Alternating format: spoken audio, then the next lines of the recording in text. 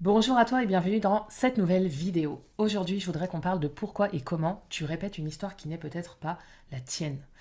Alors, tu as peut-être tout bien construit, une vie de famille, une activité professionnelle qui tourne, une vie qui ressemble de l'extérieur à quelque chose ou quelqu'un qui a réussi.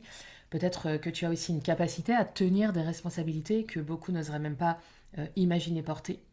Et pourtant, il y a cette chose que tu n'arrives pas vraiment à expliquer, rationnellement en tout cas, cette fatigue qui n'est peut-être pas juste physique, une sensation d'un plafond invisible, hein, d'un plafond de verre que tu touches dès que tu t'approches d'un certain niveau d'épanouissement. Et puis cette tendance à choisir des relations ou des situations qui te ramènent finalement toujours au même endroit malgré tout ce que tu sais, malgré tout ce que tu as traversé déjà pour t'en sortir. Ce que je vais te partager aujourd'hui, c'est quelque chose que j'aurais aimé comprendre moi bien plus tôt dans ma vie, parce que ça m'aurait évité des années à me battre contre moi-même en croyant que le problème venait de moi, de mon manque de discipline, de ma façon de penser, de mes choix de vie, etc. La vérité, c'est que certaines des choses les plus lourdes que tu portes ne viennent pas de toi, elles viennent d'avant toi. Et tant que tu ne sais pas ça, eh bien, tu continues à travailler sur les mauvaises couches. Il existe en psychologie un concept qu'on appelle les loyautés inconscientes. Ça a été théorisé notamment par Ivan Bozronetsky-Nagy, je vais y arriver. Et ce concept, il pose une question qui devrait finalement déranger tout le monde. Est-ce que tu vis vraiment ta vie ou est-ce que tu vis la vie que ton inconscient a décidé de vivre pour rester fidèle à ta lignée? Parce qu'en fait, pour l'inconscient, appartenir à sa famille, c'est pas une question de sentiment, c'est une question de survie archaïque. Je t'explique. À un niveau primitif, et encore très actif en nous évidemment, être exclu du clan, ça signifie quoi? Ça signifie la mort. Et cette mémoire-là, on la porte encore. En fait, elle est encodée dans notre système nerveux, dans nos réflexes, dans nos façons de réagir, avant même d'avoir eu le temps de réfléchir de façon consciente, cartésienne, etc. Et réfléchie, en fait, et posée. Alors, l'inconscient, il développe sa propre stratégie. Rester semblable. Ne pas réussir là où les parents ont échoué. Ne pas guérir ce qu'eux-mêmes n'ont pas pu ou pas su traverser. Ne pas s'élever trop haut, parce que quelque part, s'élever trop haut, eh bien, ça ressemble à les abandonner, à les accuser, en creux, de ne pas en avoir été capable eux-mêmes. Ça peut être tes parents, ça peut être tes éducateurs. Je parle de la lignée de façon générale, d'accord? Ce contrat-là, c'est un contrat inconscient. C'est pas quelque chose que tu as signé consciemment, on est d'accord. En fait, tu l'as signé inconsciemment à la naissance. Le problème, le vrai problème, c'est le suivant. En fait, ça devient particulièrement subtil pour quelqu'un comme toi, quelqu'un qui a peut-être développé une vraie intelligence émotionnelle, qui lit, qui se documente, qui se forme, qui a déjà été en thérapie, qui travaille sur lui, sur elle depuis des années. Parce que, effectivement, j'imagine que tu n'es pas du genre à subir sans chercher à comprendre.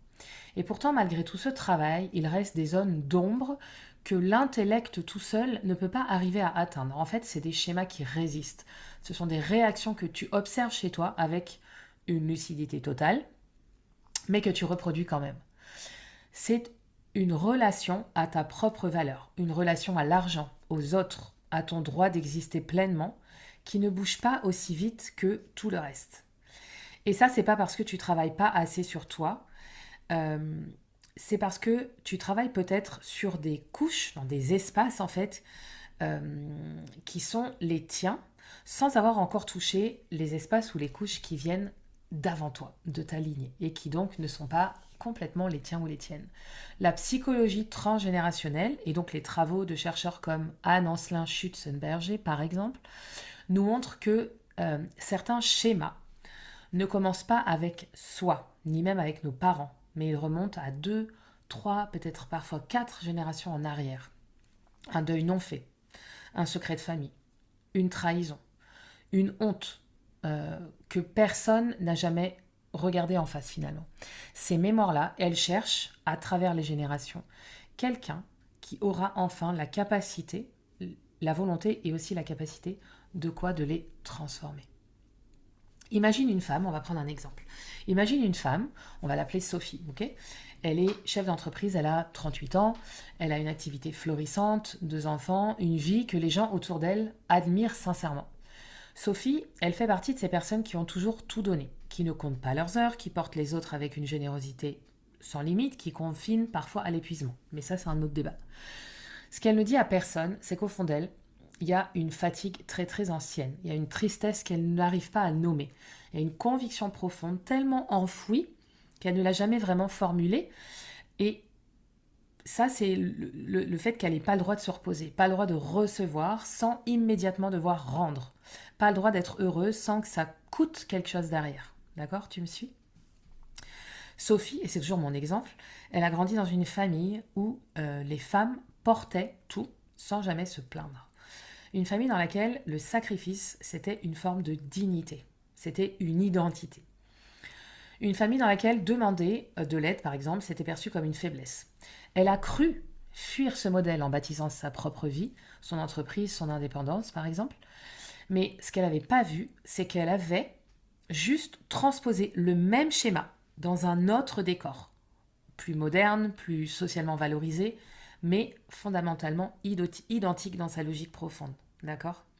Le jour où Sophie a commencé ou commence à comprendre que cette fatigue, elle n'était pas simplement la sienne, que ce réflexe de sacrifice, il venait de femmes qui avaient vécu avant elle et qui n'avaient jamais eu les outils, parce qu'il n'y avait pas ce qu'on a aujourd'hui à l'époque, donc pas les outils pour s'en libérer, eh bien, quelque chose en elle a pu se déposer enfin. Elle a pu arrêter de se battre contre elle-même, elle a pu commencer à s'autoriser à comprendre ce qu'elle portait vraiment et pour qui.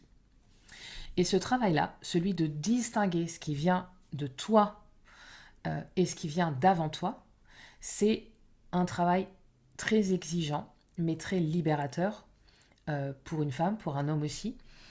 Pourquoi? Parce qu'il ne s'agit pas juste de changer des comportements ou de reprogrammer des pensées. Là, on remonte à la source, on remonte aux origines, on regarde en face ce que personne avant toi n'a eu la force ou les outils de regarder. Et quand tu fais ce travail-là, tu ne te libères pas seulement toi, tu modifies quelque chose dans le champ de toute ta lignée. Tu ouvres une porte que tes enfants, tes petits-enfants n'auront peut-être, eux-mêmes, plus besoin de forcer.